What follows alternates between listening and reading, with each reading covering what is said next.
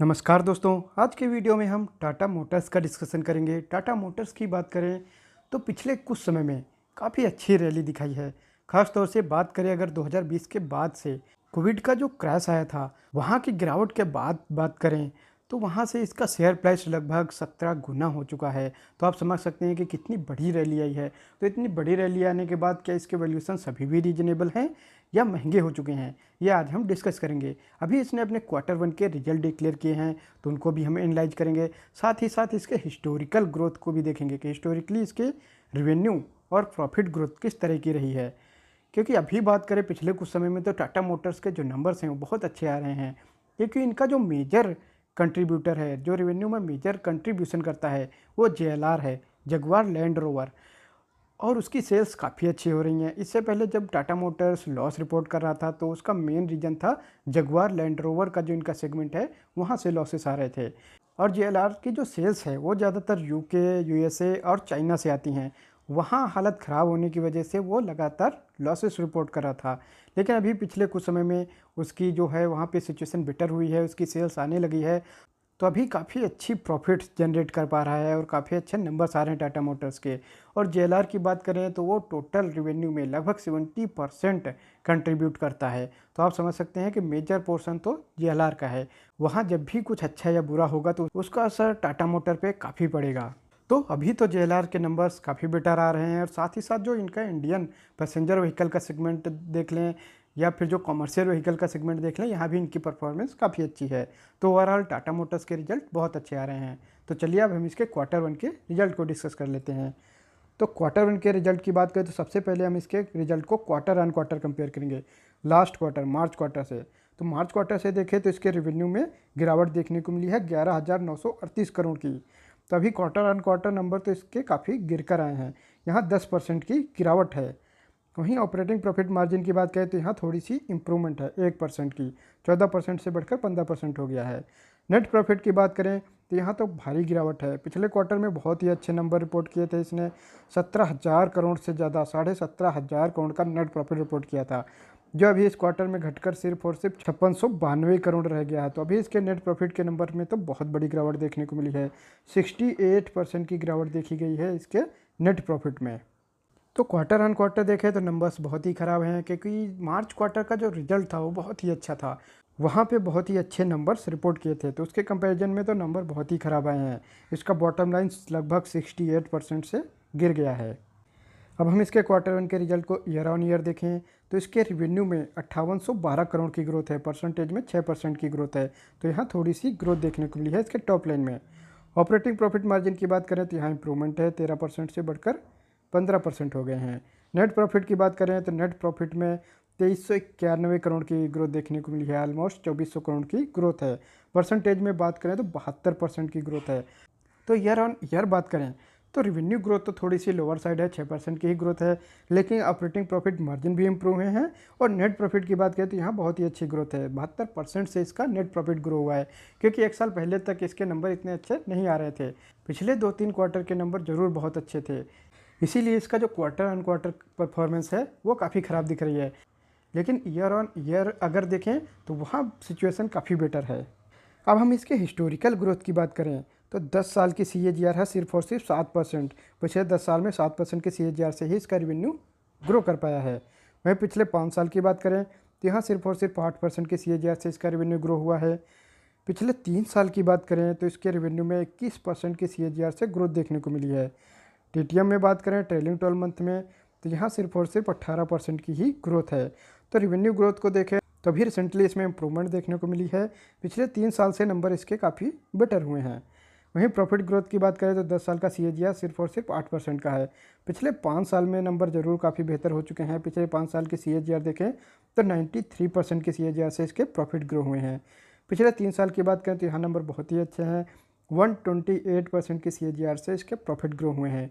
TTM में बात करें ट्रेलिंग 12 मंथ में तो इसके जो प्रॉफिट हैं वो 3 गुना हो चुके हैं, 205% की ग्रोथ देखने को मिली है इसके प्रॉफिट्स में।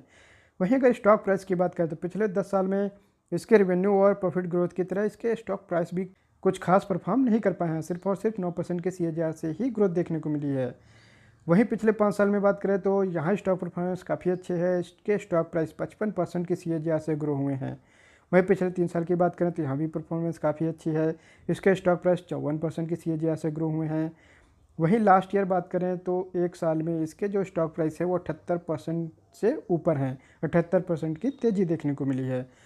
तो हिस्टोरिकली अगर इसके ग्रोथ की बात करें तो रेवेन्यू के नंबर्स भी काफ़ी इंप्रूव हुए हैं पिछले 3 साल में। वहीं इसके प्रॉफिट के नंबर्स में तो बहुत ही अच्छी इंप्रूवमेंट देखने को मिली है और इसी वजह से इसका स्टॉक प्राइस में परफॉर्मेंस काफ़ी अच्छी देखने को मिली है। पिछले 4 साल में इसका स्टॉक प्राइस 17 गुना हो चुका है। तो यहाँ आप देख सकते हैं कि सिर्फ और सिर्फ इसके स्टॉक प्राइस में ग्रोथ नहीं आई है, बल्कि इसके रिजल्ट भी काफ़ी अच्छे आए हैं। तो इसकी जो स्टॉक में रैली थी वो फंडामेंटल बेस्ड थी, इसके फंडामेंटल्स भी इम्प्रूव हो रहे थे। तो अब हम इसके वैल्यूएशंस को डिस्कस करेंगे कि अभी इतनी बड़ी रैली आने के बाद इसके वैल्यूएशंस कैसे हैं।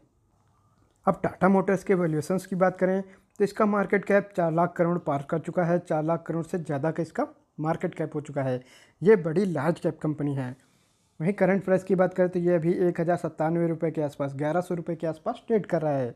और वहीं 52 वीक हाई की बात करें तो 1179 रुपये के आसपास है। तो ये अपने 52 वीक हाई के आसपास ही ट्रेड कर रहा है। 52 वीक लो की बात करें तो वो 593 रुपये का है। यहाँ से तो काफ़ी अच्छी रैली दिखा चुका है। स्टॉक पी की बात करें तो वो 12 का है। अभी भी इसका स्टॉक पी काफ़ी लोअर साइड है, बहुत ही रीजनेबल है। पीजी रेशियो की बात करें तो वो सिर्फ और सिर्फ 0.13 का है, जो बताता है कि बहुत ही अंडर वैल्यूड है, क्योंकि इसकी ग्रोथ जो है वो बहुत अच्छी आई है पिछले कुछ समय में। और यहाँ जो हमने ग्रोथ ली है इसके पी को डिवाइड करने के लिए, वो पिछले 5 साल की प्रॉफिट ग्रोथ है। तो पिछले 5 साल की सीएजीआर प्रॉफिट ग्रोथ देखें तो 93% के आसपास थी। तो उससे अगर आप इसको देखेंगे तो इसका पीजी रेशियो 0.13 ही आएगा। तो यहाँ आप देखेंगे कि इसका पी काफ़ी लोअर साइड है, इसलिए इसका पीजी रेशियो इतना लोअर साइड आ रहा है। तो अभी भी इसके जो वैल्यूएशंस हैं काफ़ी रीजनेबल है, इसका पी काफ़ी लोअर साइड अवेलेबल है। वहीं आरओई की बात करें तो आरओई का नंबर काफ़ी अच्छा है। 49% से ज़्यादा का इसका आरओई है, जो कि बहुत ही अच्छा है। डेट टू इक्विटी रेशियो की बात करें तो ये 1.26 का है, जो कि हायर साइड है। तो यहाँ वैल्यूएशन से बात करें तो एक ही निगेटिव साइड है कि इसके पास डेट काफ़ी ज़्यादा है। डेट टू इक्विटी रेशियो 1 से ज़्यादा का है। अदरवाइज इसके वैल्यूएशंस काफ़ी रीजनेबल है। और जिस तरह की ये ग्रोथ दिखा रहा है तो ये अपने डेट्स को आसानी से मैनेज कर लेगा, क्योंकि इसके प्रॉफिट ग्रोथ और रेवेन्यू ग्रोथ काफ़ी अच्छे आ रहे हैं। तो वहाँ इसको इशू नहीं होगा, ये इजीली मैनेज कर पाएगा। वहीं आने वाले समय में जब रेट कट्स आएंगे, इंटरेस्ट रेट डाउन आएंगे, तो वहाँ तो इसको बूस्ट मिलेगा, क्योंकि ऑटो सेक्टर को लोअर रेट्स में बूस्ट मिलता है। क्योंकि जो ज़्यादातर सेल्स होती है व्हीकल्स की, वो लोग फाइनेंस कराते हैं, फाइनेंस के थ्रू ही परचेज करते हैं। तो वहाँ फाइनेंस जब सस्ता होगा, रेट से लोअर साइड आ जाएंगे, तो वहाँ इसको और बूस्ट मिलेगा। तो आने वाला समय तो और अच्छा दिख रहा है कि वहाँ इसकी ग्रोथ और अच्छी आ सकती है।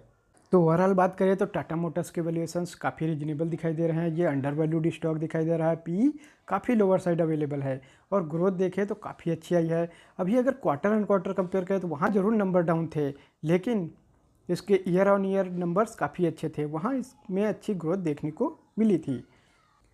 अब हम अगर टाटा मोटर्स का चार्ट देखें तो 2020 के आसपास से हम देखेंगे तो कोविड के पहले ये लगभग 200 रुपये के आसपास ट्रेड कर रहा था।